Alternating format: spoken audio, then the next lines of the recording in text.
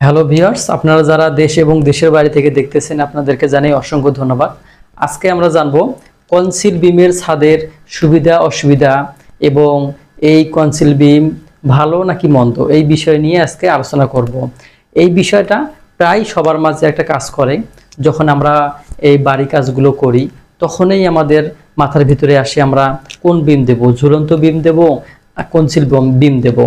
অনেক সময় এই কিছু বাড়িওয়ালার চাহিদা মেটাতে গিয়ে অনেক ইঞ্জিনিয়াররা যারা আর্কিটেক্ট বা সিভিল যারা ডিজাইন করেন তারা কিন্তু তাদের আবদার্থে কি করে থাকে, কনসিল বিম দেয়। কনসিল বিমটা হচ্ছে হিডেন বিম, যে বিমটা দেখা যাবে না।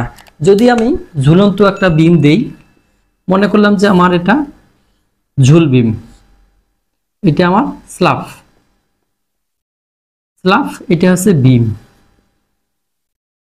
এটা হচ্ছে বিম। এখন আমি যদি এই বিমটা দেই আর আমি যদি এই ছাদটা দেই তাহলে কি হবে?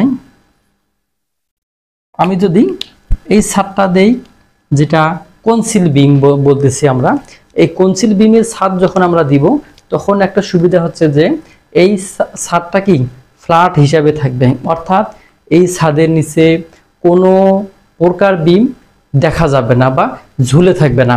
এই ঝুলে না থাকার কারণে একটা সুবিধা হচ্ছে যে আপনি হেডরুম অর্থাৎ ভিতরের যে হাইটটা সেই হাইটটা পুরোপুরি পাবেন। যদি আপনি এই হাইটটা 10 ফিট রাখেন তো 10 ফিটে পাবেন, আর যদি এর কম রাখেন সেটা পাবেন। তো এইটা একটা সুবিধা।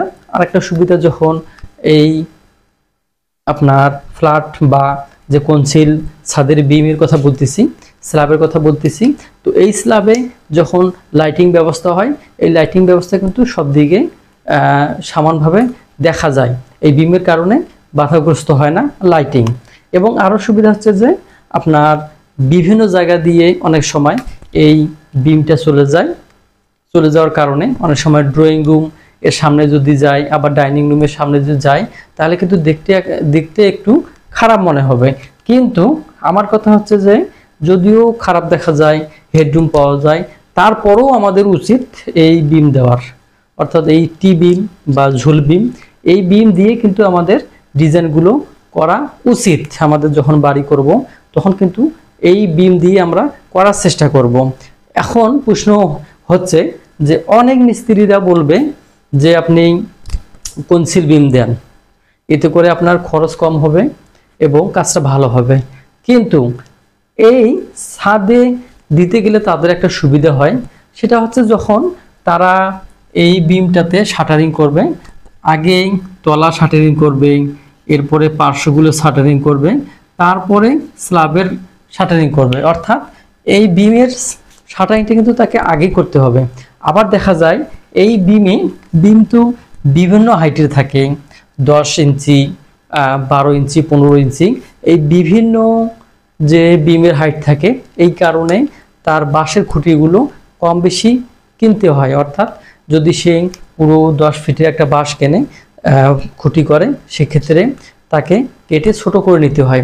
আর ছোট করার পরে কিন্তু অন্য কাজে আর ব্যবহার করা যায় না।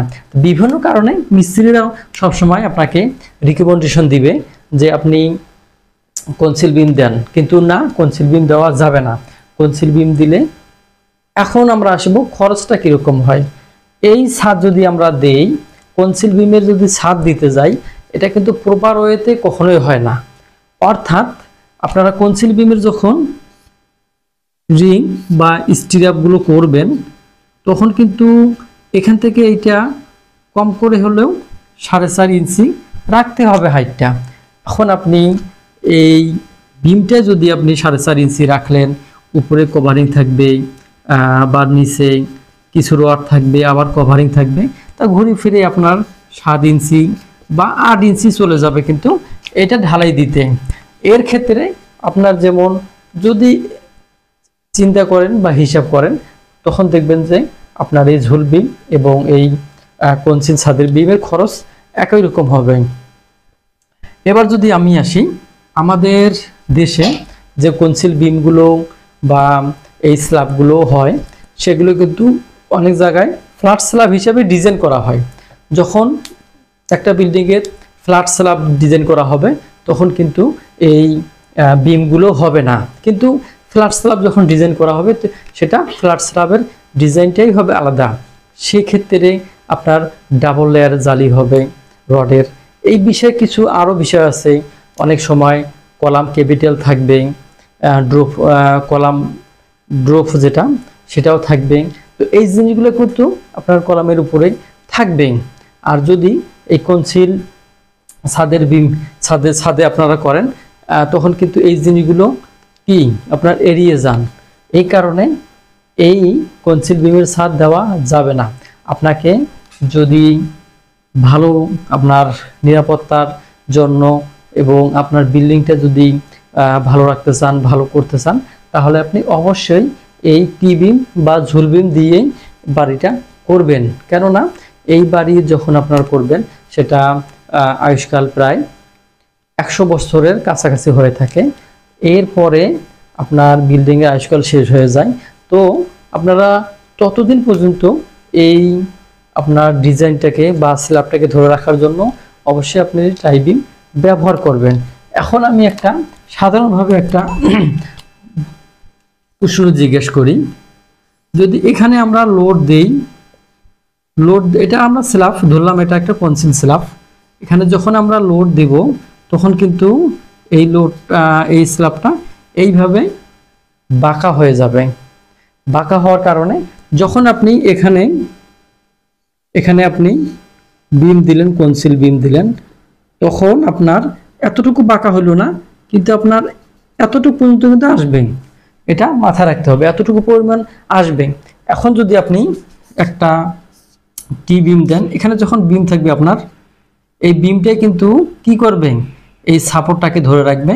সেটা ন্যূনতম, অর্থাৎ এখানে যতটুকু আপনার যে মোমেন্টের কারণে বা লোডের কারণে স্যাগ হবে বা ঝুলে যাবে, কিন্তু আপনার টি বিম থাকলে এই বিমটাই আপনার স্ল্যাবটাকে কি ট্যাকেল দিয়ে রাখবে বা সেটাকে সাপোর্ট দিয়ে রাখবে। এবং এই সাপোর্ট সে যে লোডটা আসবে এই লোডটা দুই দিকে কলামের উপরে ছড়িয়ে দিবে। তো যাই হোক, আমি শেষ কথা হচ্ছে যে অবশ্যই আপনারা বাড়ি করতে গেলে আপনাকে টি বিম বা ঝুল বিম দিয়েই এই বাড়িগুলো করতে হবে। তো আজকের মতো এখানে, আপনারা ভালো থাকেন, সুস্থ থাকেন, আল্লাহ হাফেজ।